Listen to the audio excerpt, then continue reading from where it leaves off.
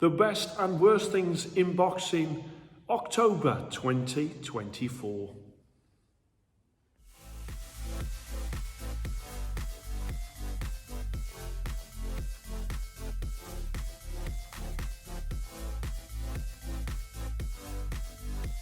Hello and welcome to Fit to Box channel. I'm Coach Simon, and here on Fit to Box channel I bring you all things boxing equipment, and here is my monthly roundup of the best and worst things that I have seen in boxing in this past month of October 2024. Beterbiev versus Bivol, what an amazing fight. Very interesting, really high technical skill. Did you favour Bivol and his sort of very clever boxing, or did you favour Beterbiev and his sort of aggression and going forward? And it's a big debate at the minute, especially in amateur boxing, about whether or not boxing is being scored higher than the actual aggression and the person going forward. I recently was at an amateur show where one of the coaches just was constantly shouting, forward, forward, forward. And that gives you an indication as to where they are with amateur boxing in terms of what they think is winning the fight. Certainly, if you're going for pressure and going forward, Beterbiev, it would have been for you. But if you're going for pure boxing and landing shots, then I think Bivol would have had it. I went out to an amateur bout, so I didn't get back in time to actually watch it. I thought, right, I'll watch Talk Sport. So I watched Talk Sport, and when I watched Talk Sport, I hadn't got a clue what was going on really, because you'd got the people in the studio, two of which were basically saying Bivol.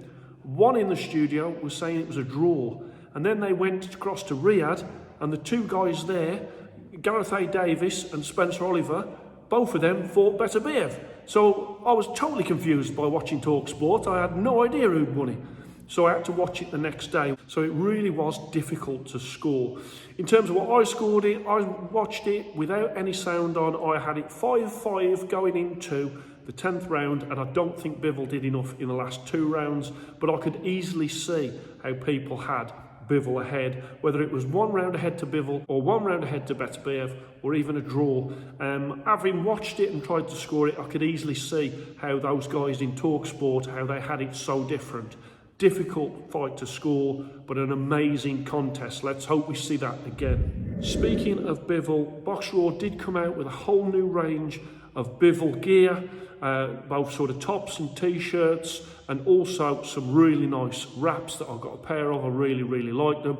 So I really do like what they do with their ranges for the different fighters, and the Bivol one, they've just added some great items to that Bivol range.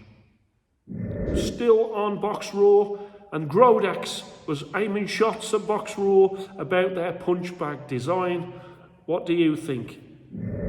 Usyk versus Fury, and Usyk turns up to the press conference as Agent 47 Hitman.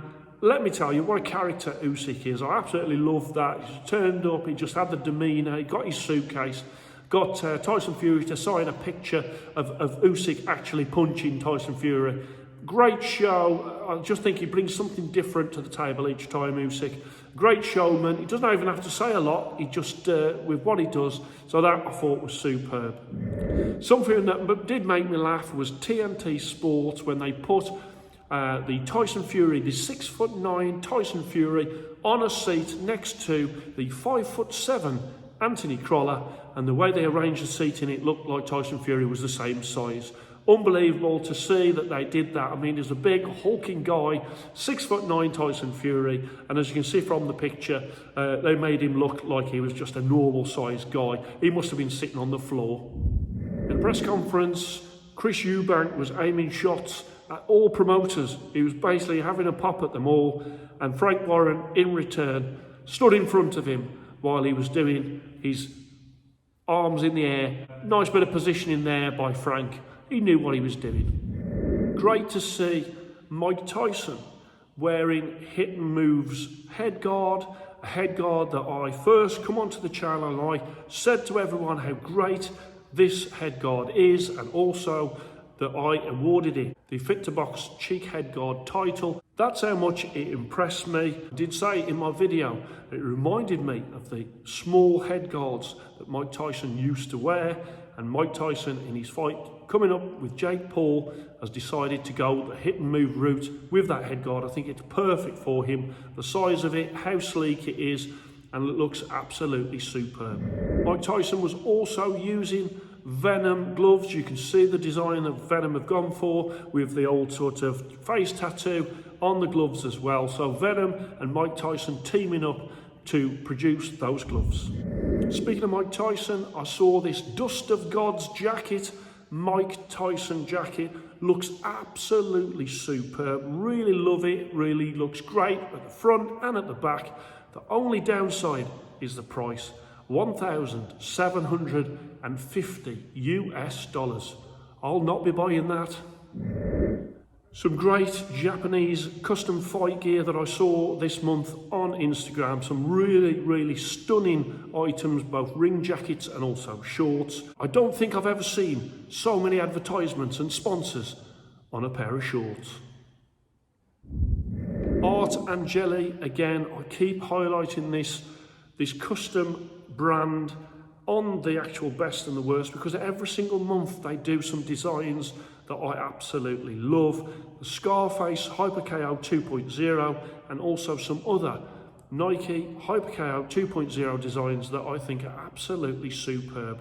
Lovely custom work, stunning, absolutely stunning. I don't know who is advising Tony Bellew, but I think when he was advertising these pants, he made a bit of a mistake.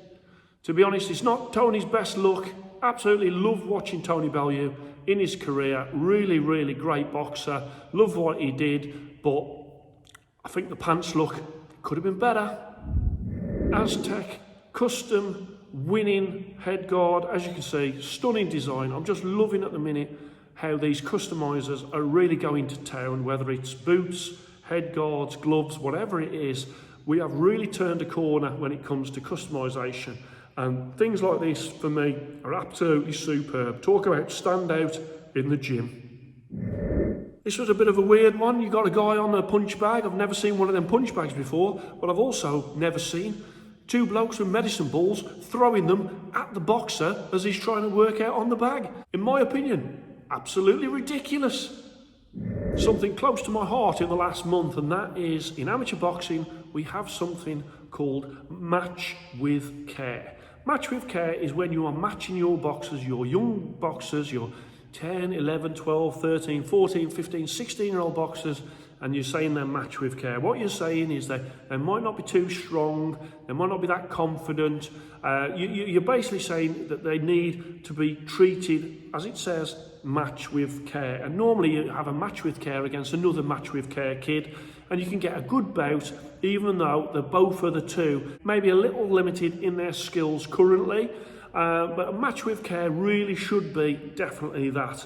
At the minute, I would say some coaches are being a little bit naughty and saying their kids are match with care, and they actually are not. They get in the ring and they're actually strong boxers, and all the coaches are doing is deceiving the other coaches.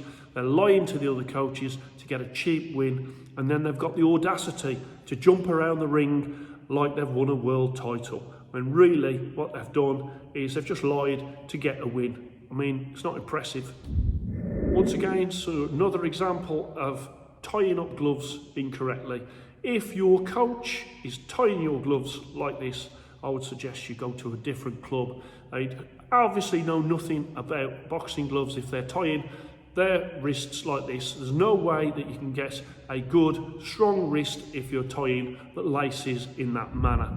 This was the month that a high court ruled that if you call a man bald, that you are sexually harassing that person. I must be getting sexually harassed every single day then. It's not that bad, to be honest. So that was my best and worst of October 2024. A light-hearted look at the good things that I saw and the bad things, the things that made me laugh and the things that made me frown. And just wanted to share those with you. I hope you enjoyed it. Please like and subscribe to Fit to Box channel, and I shall speak to you soon.